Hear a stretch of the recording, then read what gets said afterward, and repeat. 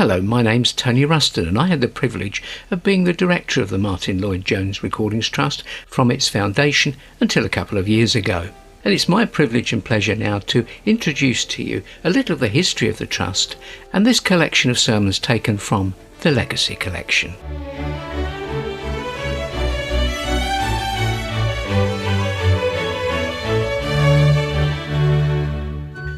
It was back in late February 1982 when I received a phone call that was to change my life.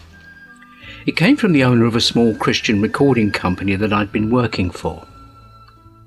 They apparently had been asked to undertake the task of transferring all the sermons of the late Dr. Martyn Lloyd-Jones from reel-to-reel tape onto cassette.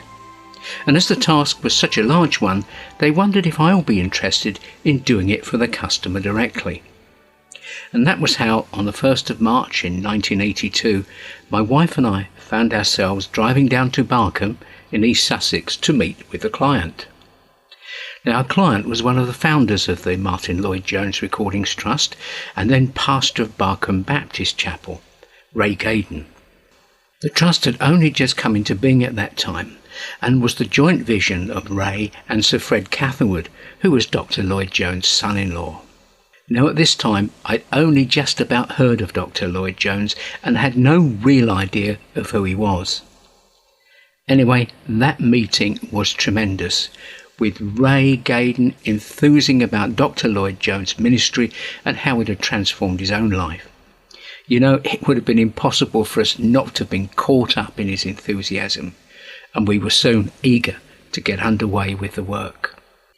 We headed home from that meeting with our car loaded with reel-to-reel recordings of the Doctor's sermons. I began work then on the task that was to occupy me full-time for the next 26 years. And what a spiritual challenge it was for both my wife and myself. For me, as I listened carefully, made notes, restored and transferred the sermons to master cassettes. And for my wife, as she typed my notes. Both of us were challenged to the deepest level and came to a knowledge and certainty of our salvation that we'd never had before. You see, we were being exposed to real doctrine, real biblical truth for the very first time.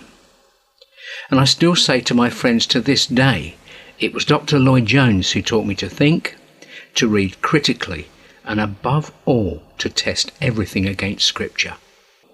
He taught me to let the text speak to me and not to read my ideas and thoughts back into it.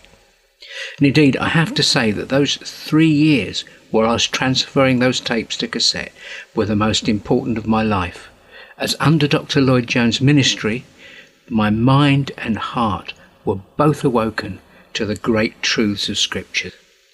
And I know it's the prayer of everyone involved in the work of the Trust that this should be your experience too, as you listen to this selection of sermons from the Legacy Collection. Here you will find examples from all the major series that Dr. Lloyd-Jones preached. The pattern to Dr. Lloyd-Jones' week was a simple but effective one. On Friday evenings he gave his famous lecture series on the book of Romans, where week by week visitors would hear as verse by verse he would take us through this great book. But make no mistake, these are no dry lectures. They are all sermons presented in the context of an act of worship. For no public study of the Word, Dr. Lloyd-Jones taught, should ever be removed from the context of worship. On Sunday mornings he preached to teach, encourage and build up his growing congregation. It was here that he preached his famous verse-by-verse studies of the book of Ephesians and his well-loved series on the Gospel of John. And on Sunday evenings, he always preached evangelistically, and it is among these sermons that I have my own particular favourites. I refer particularly to the series he gave on the book of Acts.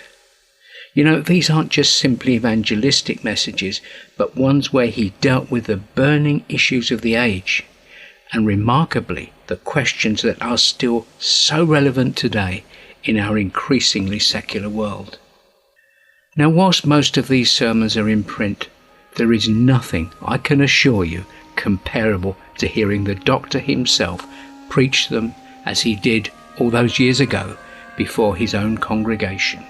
You know, it's my prayer, and that of all of us involved in the work of the Trust, that as you listen to these sermons, you'll be as blessed, challenged and encouraged as I was when I first heard them.